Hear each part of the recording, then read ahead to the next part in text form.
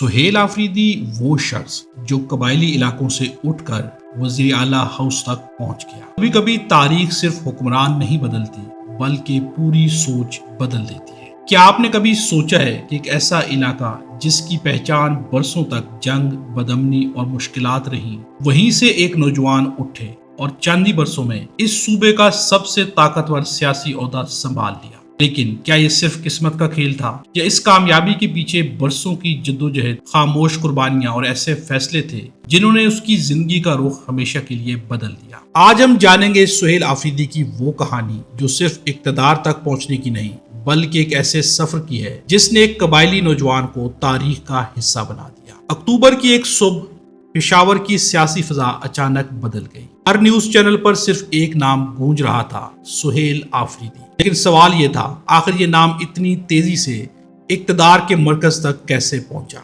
کچھ لوگ انہیں ایک ابھرتا ہوا رہنما کہتے ہیں، کچھ لوگ قبائلی علاقوں کی نئی آواز قرار دے رہے تھے، مگر حقیقت ان تمام خبروں سے کہیں زیادہ دلچسپ تھی، کیونکہ یہ کہانی وزیر اعلیٰ ہاؤس سے شروع نہیں ہوتی۔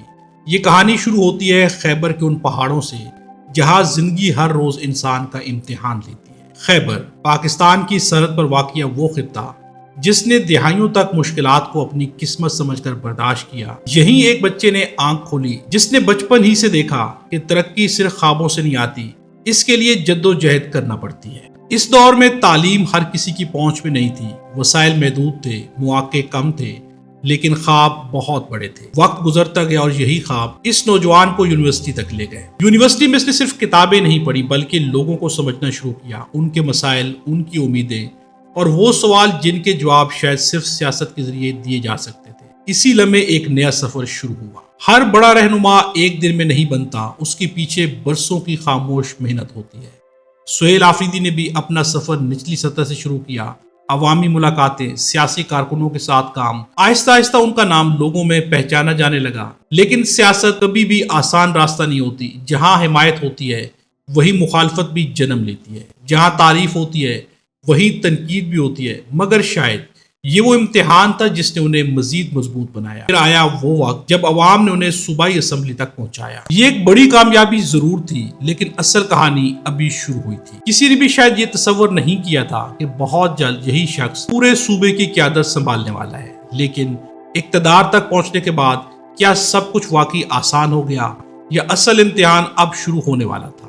سیاست میں بعض اوقات ایک فیصلہ برسوں کی محنت کا صلہ بن جاتا ہے اور بعض اوقات وہی فیصلہ زندگی کا سب سے بڑا امتحان ثابت ہوتا ہے۔ جب سہیل آفریدی کا نام وزیر اعلیٰ کے لیے سامنے آیا تو صرف ان کے حامی ہی حیران نہیں تھے بلکہ سیاسی تجزیہ کار بھی یہی سوال پوچھ رہے تھے، آخر انہی کا انتخاب کیوں؟ یہ سوال جتنا سادہ دکھائی دیتا ہے، اس کا جواب اتنا ہی پیچیدہ تھا۔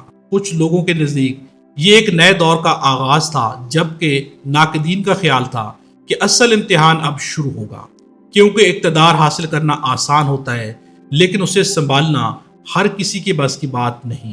وزیر اعلیٰ کی کرسی صرف اختیار نہیں دیتی، یہ ہر فیصلے کا بوجھ بھی ساتھ لاتی ہے۔ ہر دن نئے مسائل، ہر ہفتہ نئی تنقید اور ہر فیصلہ ہزاروں سوال۔ قبائلی اضلاع کی ترقی، روزگار، تعلیم، صحت، امن و امان، یہ سب ایسے مسائل تھے جن کے حل کی توقع عوام انہی سے کر رہی تھی، لیکن ہر فیصلہ سب کو خوش نہیں کر سکتا۔ جہاں تعریفیں ملی وہیں مخالفت بھی سامنے آئی، سیاسی مخالفین نے سوال اٹھائے، سوشل میڈیا پر بحث چھڑ گئی اور ہر قدم مزید دباؤ لے کر آیا۔ اقتدار دور سے جتنا خوبصورت دکھائی دیتا ہے، قریب سے اتنا ہی تنہا ہوتا ہے۔ لیکن اگر اس پوری کہانی میں ایک حقیقت سب سے زیادہ اہم ہے تو وہ شاید عہدہ نہیں بلکہ وہ سفر ہے جو اس عہدے تک پہنچا۔ برسوں پہلے قبائلی علاقوں کے نوجوان اکثر یہ سمجھتے تھے کہ اقتدار کی ایوان ان سے بہت دور ہے، مگر وقت نے ثابت کیا کہ حالات ہمیشہ ایک جیسے نہیں رہتے۔ ایک ایسے علاقے سے جسے کبھی صرف سرحدی پٹی سمجھا جاتا تھا، ایک شخص کا صوبے کے سب سے بڑے منصب تک پہنچنا بہت سے لوگوں کے لیے امید کی علامت بن گیا۔ یہی اس کہانی کا سب سے بڑا موڑ تھا۔ ہر سیاسی رہنما آخرکار اپنے فیصلوں سے پہچانا جاتا ہے، عہدے آتے جاتے رہتے ہیں، اقتدار ہمیشہ نہیں رہتا، لیکن تاریخ صرف ان لوگوں کو یاد رکھتی ہے جو اپنے دور میں کوئی ایسا نشان چھوڑ جائیں جسے وقت بھی مٹا نہ سکے۔ آج سہیل آفریدی کا سفر ابھی جاری ہے۔ اصل فیصلہ وقت کرے گا کہ انہیں صرف ایک وزیر اعلیٰ کے طور پر یاد رکھا جائے گا یا ایک ایسے رہنما کے طور پر جس نے واقعی تبدیلی کی بنیاد رکھی۔ شاید اس کہانی کا سب سے بڑا سبق یہی ہے کہ بڑے خواب ہمیشہ بڑے شہروں میں پیدا نہیں ہوتے، کبھی کبھی وہ سرحدوں کے قریب خاموش پہاڑوں کے درمیان بھی جنم لیتے ہیں۔ اگر آپ کو ایسی ویڈیوز پسند ہیں تو ویڈیو کو لائک کریں، اپنی رائے کمنٹ میں ضرور لکھیں اور چینل کو سبسکرائب کریں، کیونکہ اگلی کہانی شاید آپ کی سوچ ہمیشہ کے لیے بدل دے۔